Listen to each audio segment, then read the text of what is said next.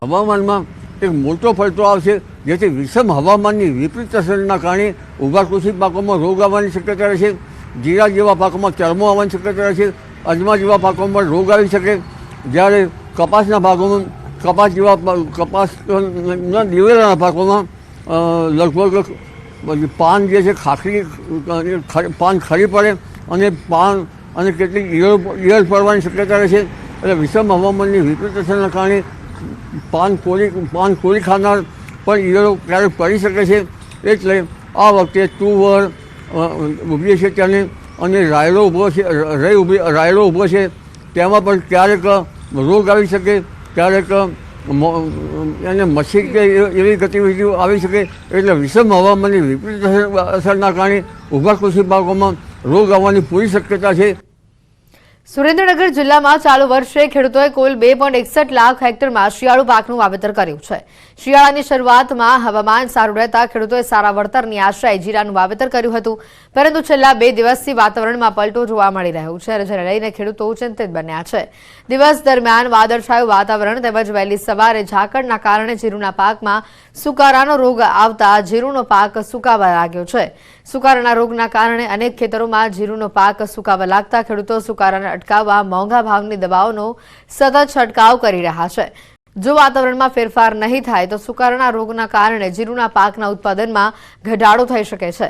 ગત વર્ષે જ ખેડૂતોને 1 વીઘા દીઠ 4 થી 5 મણ જીરુનું ઉત્પાદન થતું હતું, જેમાં આ વર્ષે ઘટાડો થવાની શક્યતા છે. આ સાથે જ દવાના છંટકાવના કારણે ખેડૂતોને ખર્ચ પણ વધી રહ્યો છે. ખેડૂતોને ખર્ચમાં વધારો અને ઉત્પાદનમાં ઘટાડો થતા આર્થિક નુકસાન સહન કરવાનો વારો આવે તેવી શક્યતા છે. ત્યારે વાતાવરણમાં જલ્દી સારું થાય, જીરુના પાકના પૂરતા ભાવ મળે તેવી આશા સાથે જગતનો તાત હાલ બેઠો છે. 10,000 નો વીઘો પડશે, પણ હવે ઉત્પાદનમાં ખબર નહીં. બરોબર, જો એમાં ઘટાડો રહેશે ને તો ભાવમાં ડીમ રાખે. બરોબર, ભાવ પછી આવો ઘટાડી નાખે. ખેડૂતના ઘરમાં આવે ને તો ભાવ ઘટાડો કરી નાખે. બરોબર, હવે એ ભાવ વધારવા માટે આ રીતે કરવું પડે.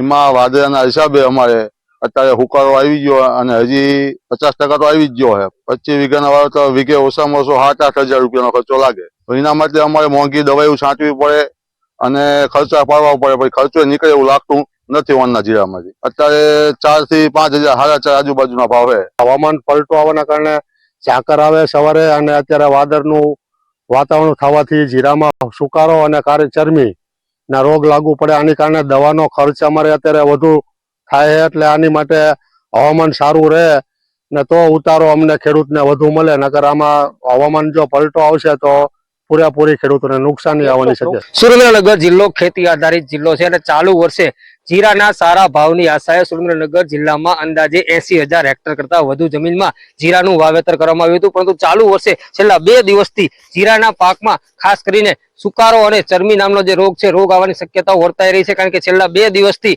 સુરેન્દ્રનગર જિલ્લામાં વાતાવરણમાં પલટો આવ્યો છે. દિવસભર વાદળછાયું વાતાવરણ રહે છે અને વહેલી સવારે ઝાકળના કારણે ખાસ કરીને જીરું અને ઘઉં સહિતના જે પાક છે એમાં નુકસાનની શક્યતા છે. એમાં સૌથી વધારે જીરુના પાકમાં નુકસાનની શક્યતા છે, જેને લઈ અને જીરુના પાકમાં રોગ ન આવે અને જીરુના પાકને બચાવી શકાય તે માટે ખેડૂતો દ્વારા હાલ સતત દવાનો છંટકાવ કરવામાં આવી રહ્યો છે. પરંતુ જો સતત આગામી દિવસોમાં પણ આવું નવું વાતાવરણ રહેશે તો ક્યાંક ને ક્યાંક સુરેન્દ્રનગર જિલ્લામાં જે જીરાનું વાવેતર છે તેમાં 50% થી વધુ જે વાવેતર છે નિષ્ફળ જાય તેવી શક્યતાઓ સેવાઈ રહી છે. ત્યારે ખેડૂતોના જે જીવ છે પડીકે બંધાયા છે ને સારું હવામાન થાય તો જ ખેડૂતોને ફાયદો થાય તેવી ખેડૂતોને આશા છે.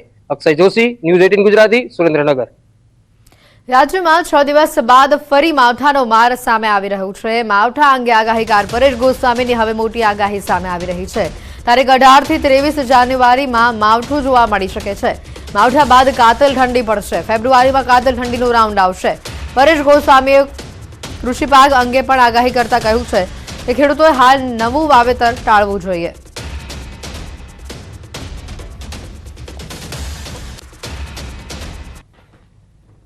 લઈ અને 23 જાન્યુઆરી વચ્ચે એક માવઠું પણ થવાનું છે. એટલે એ માવઠું થશે, એ માવઠા પછી પણ આપણે ઠંડીનો દોર ચાલુ રહેશે અને જાન્યુઆરી મહિનામાં તો સંપૂર્ણપણે આપણે ઠંડી જોવા મળવાની છે. તો ફેબ્રુઆરી મહિનો છે, ફેબ્રુઆરી મહિનામાં પણ ગયા વર્ષની સરખામણીએ ઠંડી આપણે જોવા મળશે. એટલે ખાસ કરીને આપણે વાવેતર છે એ માર્ચ મહિનાથી જ કરી શકાય એવી શક્યતાઓ છે. જાન્યુઆરી અથવા તો ફેબ્રુઆરી બેમાંથી એક પણ મહિનાની અંદર આપણે વાવેતર કરીએ તો ઠંડી નડશે, ઉગાવો નહીં આવે. એટલે હમણાં કોઈ ખેડૂત ભાઈએ વાવેતર કરવાની તૈયારી ન કરવી. ભલે આ વખતે પર્યટન સ્થળ ગુલમર્ગમાં વૃદ્ધો અને યુવા પ્રવાસીઓ ઉપરાંત બાળકોની પણ સારી એવી સંખ્યા જોવા મળી રહી છે. પ્રવાસીઓનું કહેવું છે કે પહેલા તેઓ કાશ્મીરમાં આવવાથી ડરતા હતા, પરંતુ હવે કાશ્મીરમાં સ્થિતિ સુધરી હોવાથી દરેક અન્ય દેશોમાં જવાના બદલે અહીંયા આવવાનું પસંદ કરી રહ્યા છે. આ દિવસોમાં મોટી સંખ્યામાં પ્રવાસીઓ સમુદ્ર સપાટીથી 15,000 ફૂટની ઊંચાઈ ઉપર સ્થિત એફ્રોથની ટોચ ઉપર પહોંચી રહ્યા છે. અહીંયા સારી માત્રામાં હિમવર્ષા થાય છે અને પ્રવાસીઓ તેનો આનંદ પણ માણી રહ્યા છે. અહીંયા પ્રવાસીઓએ ન્યૂઝ 18 સાથે ખાસ વાતચીત પણ કરી. वाकई में जन्नत है तो बिल्कुल कश्मीर में है. यहाँ पे सबको आना चाहिए. बहुत ही सुंदर है कश्मीर. माउंटेन्स देख के बहुत अच्छा लगा. बहुत ही सी लेवल ऊंचाई पे है. बहुत ही खूबसूरत जगह है. यहाँ पे सबको आना चाहिए. स्नो एंजॉय करनी चाहिए. बहुत अच्छी प्लेस है यहाँ पे. कश्मीर भी ब्यूटीफुल है और यहाँ के लोग भी बहुत ही अच्छे हैं, बहुत ही प्यारे लोग हैं और इंशाल्लाह मैं समर में ज़रूर विजिट करूँगी एक बार. कश्मीर और आना चाहिए. कश्मीर बहुत सुंदर जगह है. यहाँ के लोग कैसे लगे आपको? यहाँ के लोग भी बहुत काइंड है, बहुत मदद करते हैं. मेरा एक्सपीरियंस बहुत बहुत अच्छा. मैं यहाँ पे 3rd टाइम आ रही हूँ कश्मीर में. पहले हम लोग अप्रैल में आए थे और अभी हमें विंटर एक्सपीरियंस करने के लिए आए हैं और इंशाल्लाह फ्यूचर में फिर आएंगे. लाइव स्नोफॉल देख नहीं पा रहे उसका अफसोस है, लेकिन बर्फ है और थोड़ी धूप है तो एटमॉस्फेयर बहुत अच्छा है. बहुत मजा आ रहा है. आपको सुकून महसूस? बहुत सुकून है. हम पहली बार आए हैं पर बहुत अच्छा लग रहा है. पूरी फैमिली के साथ आइए. हम अहमदाबाद से हैं. बहुत अच्छा लगा है कश्मीर आके. कश्मीर स्वर्ग है सही में. इंडिया का बहुत स्वर्ग है. स्नोफॉल नहीं दिखा लेकिन बर्फ बहुत ज़्यादा है, ठंड बहुत ज़्यादा है. I love you Kashmir. इन्हें खुशी हुई है कि इस तरह की खूबसूरत चोटियाँ, खूबसूरत वादियाँ देखी है और ये कहते हैं कि वाकई ये जन्नत का नज़ारा है. और ये अब यानी यहाँ पे ये रिकमेंड लोगों को करते हैं कि वो यहाँ आए और साथ ही ये कहते हैं कि ये लोग बार बार आएंगे यहाँ और यहाँ की चाहे समर सीज़न हो चाहे विंटर सीज़न हो, दोनों सीजन्स का यहाँ का आनंद लेंगे और लुत्फ़ लेंगे. और इस तरह ये कहते हैं कि बड़ी खूबसूरत जगह है, दूसरे जगहों पर जाने की ज़रूरत नहीं है. न्यूज़ 18 जम्मू कश्मीर के लिए मैं अफरवट से मुनीर हुसैन हुर्रा. વડોદરા માંજલપુર વિસ્તારના ધારાસભ્ય યોગેશ પટેલની વિવાદિત પોસ્ટ સામે આવી રહી છે. આ પોસ્ટમાં સ્વર્ગીય નહીં પરંતુ શહેરના વિકાસ માટે કાર્યરત રહે તેવા શહેર પ્રમુખની વરણી થાય તેવો ઉલ્લેખ કરાયો છે. આ સાથે જ નવા કાર્યાલયને લઈને પણ તેમણે કટાક્ષ કર્યો છે. મહાકુંભમાં જવા નીકળેલા ધારાસભ્યોની પોસ્ટથી આ રાજકીય માહોલ ગરમાયો છે. સ્વની જગ્યા પર તેઓએ આ શબ્દનો ઉલ્લેખ કર્યો અને જેના કારણે આ પોસ્ટ હવે ચર્ચાનો વિષય બન્યો છે. નવા કાર્યાલયને તેમણે જે રીતે વાત સામે આવી, શહેરનો વિકાસ થાય તેવા પ્રમુખની વરણીને કહ્યું.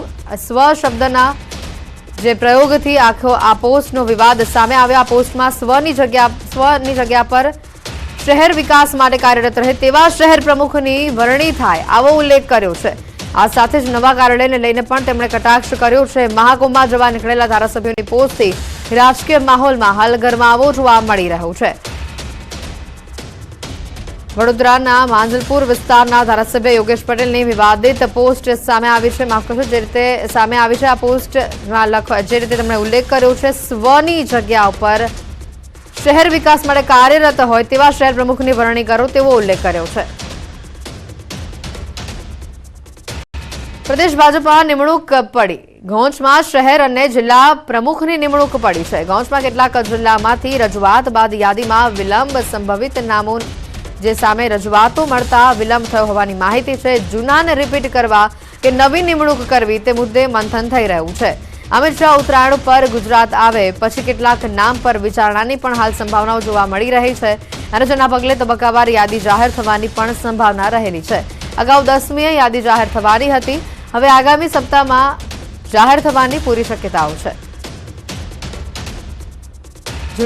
જૂના લોકોને રિપીટ કરવા કે નવી નિમણૂક કરવી તેને લઈને મંથન કરવામાં આવશે. આવનારા દિવસોમાં ઉત્તરાયણનો પર્વ આવી રહ્યો છે ત્યારે અમિત શાહ ગુજરાત પ્રવાસે આવે અને ત્યારે તે સમય દરમિયાન આ નામો પર વિચારણા થાય તેવી પૂર્વવત શક્યતાઓ પણ જણાઈ રહી છે. ગૌતમ અમારી સાથે સંવાદદાતા જોડાયેલા છે.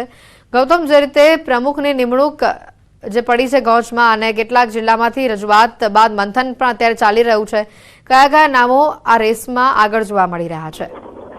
ચોક્કસથી ભારતીય જનતા પાર્ટી દ્વારા જે પ્રદેશ પ્રમુખની સાથે સાથે પૂર્વે જિલ્લા પ્રમુખની નિયુક્તિ જે છે તે થતી હોય છે અને જિલ્લા પ્રમુખની નિયુક્તિ માટે થઈ અને ભારતીય જનતા પાર્ટી દ્વારા એક મંથન પૂર્ણ થઈ ચૂક્યું છે અને હવે તે મંથન દિલ્હીમાં થઈ રહ્યું છે. દિલ્હીમાં મંથન બાદ ભારતીય જનતા પાર્ટી જે છે તે જિલ્લા પ્રમુખોની નિયુક્તિનો દોર જે છે તે આરંભ છે. પરંતુ જે પ્રમાણે 10 તારીખ સુધીમાં જિલ્લા પ્રમુખોની નિયુક્તિનો દોર થઈ જાય તે પ્રકારના એંધાણ હતા, પરંતુ તે હજુ સુધી થઈ શક્યા નથી. એટલે કે આવનારા સપ્તાહની અંદર આ જે નામો જે છે તે મળી શકે છે અને તે પ્રકારની બાબતો સામે આવી રહી છે. કેટલાક જિલ્લાઓમાંથી મોવડી મંડળને રજૂઆત મળી છે. સંબંધિત નામો સામે રજૂઆત મળવાના કારણે આ વિલંબ થયો હોવાની બાબતો સામે આવી રહી છે. એક વાત એ પણ આવી રહી છે કે જૂના જે પ્રમુખો જે છે તેમને રિપીટ કરવા કે નવી નિમણૂક કરવી તે મુદ્દે પણ મંથન કરવામાં આવી રહ્યું છે. અમિત શાહ ઉત્તરાયણ પર પણ ગુજરાત આવી રહ્યા છે, એટલે કે કેટલાક નામોની વિચારણા ત્યારબાદ થાય તે પ્રકારની પણ એક સંભાવના જે છે તે સેવવામાં આવી રહી છે, જેના પગલે તબક્કાવાર યાદી જાહેર થવાની સંભાવના છે. અગાઉ 10 મી સુધીમાં આ યાદી જે છે તે જાહેર કરી દેવાની હતી, પરંતુ તે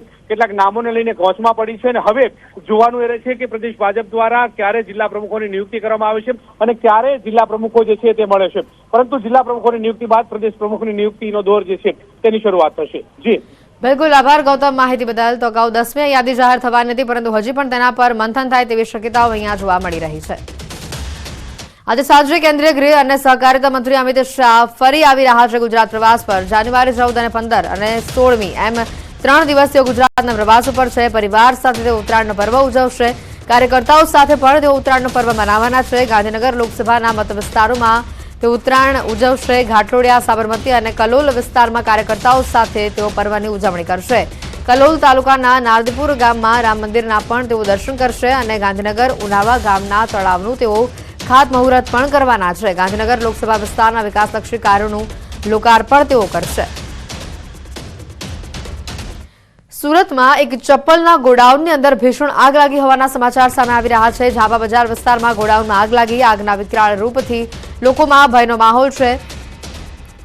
ભારે જહેમત બાદ આગ પર કાબુ મેળવવામાં આવ્યો છે. આગની ઘટનામાં કોઈ જાનહાનિના હાલ સમાચાર નથી. ચપ્પલના ગોડાઉનમાં ભીષણ આગ લાગતા દોડધામ મચી જવા પામી હતી. ફાયરની ગાડીઓએ ઘટના સ્થળ પર પહોંચી ભારે જહેમત બાદ આગ પર કાબુ મેળવવાના પ્રયાસો હાથ ધર્યા હતા.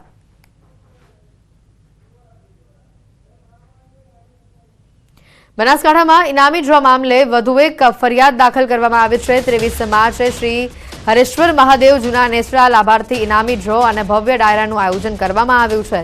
જો કે આ ડ્રો યોજાય તે પહેલા જ પોલીસે 3 ઇસમો સામે ગુનો દાખલ કર્યો છે. ઇનામી ડ્રોના આયોજક ફતુસિંહ રાઠોડ, પીરસિંહ રાઠોડ અને ગોવિંદસિંહ રાઠોડ સામે ગુનો દાખલ કરાયો છે. ઉલ્લેખનીય છે કે ધાનેરા, ડીસા, થરાદ વિસ્તારમાં અત્યાર સુધી ડ્રો મામલે 5 ફરિયાદો દાખલ થઈ ચૂકી છે.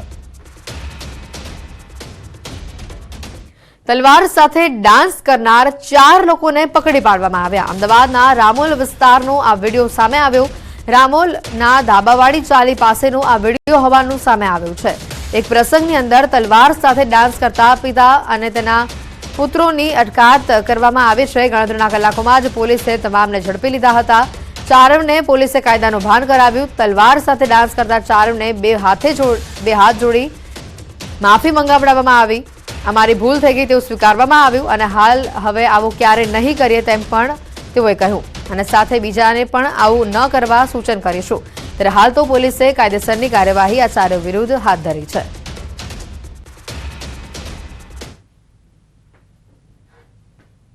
પોલીસે અમને પકડી લીધે. હવેથી બીજી વખતે આવું કરીશું નહીં. આ બાબતે અમે બીજાને પણ આ બાબતે માફી માંગુ છું. બીજાને પણ કહી દઈશ કે આવું કરવાનું નથી. હાલ રોકાઈશું એક બ્રેક માટે.